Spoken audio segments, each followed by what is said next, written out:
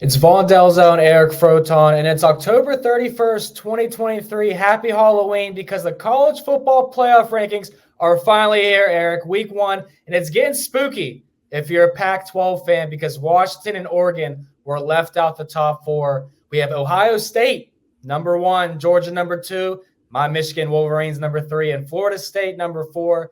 Eric, what is your reaction to the first college football playoff rankings of the year? Yeah, I thought it was pretty surprising that we got Ohio State as the number one seed. Typically in the preseason rankings, we've seen that Georgia, back-to-back national champions, they have been the alpha dog, but the College Football Playoff Committee felt differently. Yeah, and Georgia, they've struggled a couple times. They played a couple close games, but ended up in blowouts. The closest game they've had all season, Eric, was 10 points. So I was pretty surprised to see them not be number one, especially when Ohio State has had some close halves against teams like Maryland, Penn State too, and they still have the Michigan game on deck. So I definitely was interested in that. Is there a team outside the top four that you think can sneak in to the top four? I really think that Oregon is kind of the belle of the ball. For a lot of people, they played Washington to a stalemate, very easily could have won that game if things had broken differently.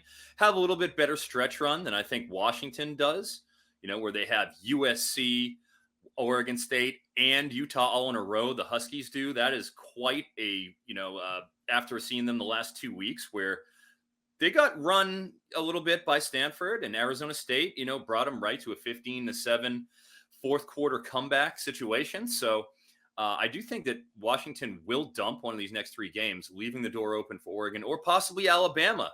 Earmuffs, Brad Thomas. But yeah, I think we could see Alabama. If they win out, you got the big game against LSU this week, then the door is open.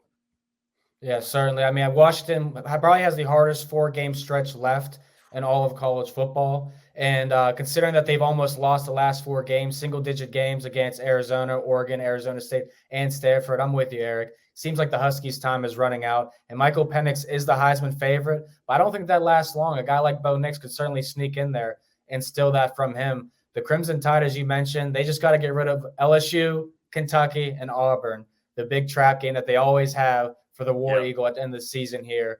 Any opinions on the Big 12? Obviously, Texas and Oklahoma doesn't look as good for them. Any hopes for the two Big 12 teams?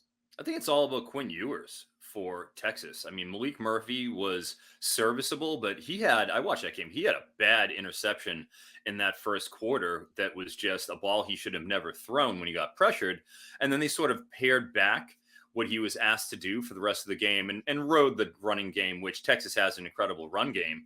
But if Quinn Ewers is back, I do feel like Texas is still the team that I would favor over Oklahoma, especially how Oklahoma looked against Kansas and, just being stretched a couple times where I haven't seen Texas quite tested in that same way. Yeah, Rock Chalk Jayhawk finally broke the streak against the Sooners. Love to see it. Last question before we talk about our top four projections, Eric. Now, the Georgia Bulldogs, they got to host Missouri and Ole Miss. Then they go to Tennessee, and they finish up the season with Georgia Tech, one of the toughest four-game stretches of the season as well. Do the Georgia Bulldogs drop a regular season game? Oh, that is a tough call. Potentially I could see Ole Miss and the Lane train pulling in the station with a bevy of points. I think that's what it's going to take because this Georgia team, Carson Beck has been extremely efficient. He's been a guy that we talked about quite often on the Saturday show, and he's been quite profitable for us. So I've been pretty pleased with what we've seen from Georgia. I don't think they drop a regular season game. However, man, I would love to see Georgia and Alabama again in the SEC championship in Atlanta. I would love to see, and I think it's going to happen, Eric, because I'm going to say yes. The Georgia Bulldogs do drop a game in the regular season, and they leave the door open for Nick Saban, which leads me into my top four predictions for the college football playoff. Of course, number one, we're going with the Michigan Wolverines, my friend. I think they beat Ohio State. They win the Big Ten. Florida State, the easiest road out of any team, and that's why they are the largest favorites at minus 250 to make the college football playoff. And then I'm rolling with the Ducks, as we both mentioned, Eric, and agree with Washington. They're going to lose a game or two. They're leaving the door open for the Ducks. Then I'm going with Nick Saban and crew to make it over the Georgia Bulldogs. Definitely the hottest take on this show, but I'm sticking to it, my friend. What do you like? Well, I have a similar hot take with Alabama as well. I have them getting in at number 4 on my list. I mean, hey, you got to have a little fun with these things. Nobody wants the full chalk heading into week 10. Also, Florida State, I think they go and they cruise out and they do what needs to be done. Everything's lining up. As you said, there's a reason why they're a minus 250 favorite. And then I have Georgia at number 2 because I just think if things break as it seems they will, if Michigan beats Ohio State, they're going to have a resume that deserves to have that number 1 spot, in my personal opinion.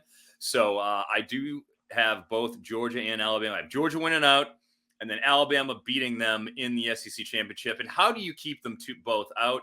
Unfortunately, that leaves Ohio State as a hard luck omission. We both leave an Ohio State out on the opening night when they are the number 1 seed in the college football rankings.